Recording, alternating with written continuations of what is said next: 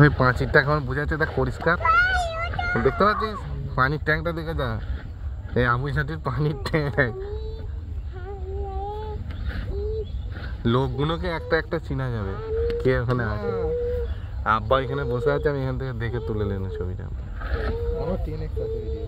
এই কেমন দেখি ভিডিও কোয়ালিটি আমি এখানে নিয়ে দুজনকার পাশাপাশি রাখি কেমন দেখতে পাচ্ছিস তুই এটা দেখ এখন কিছু নেই হামা কিছু করবে না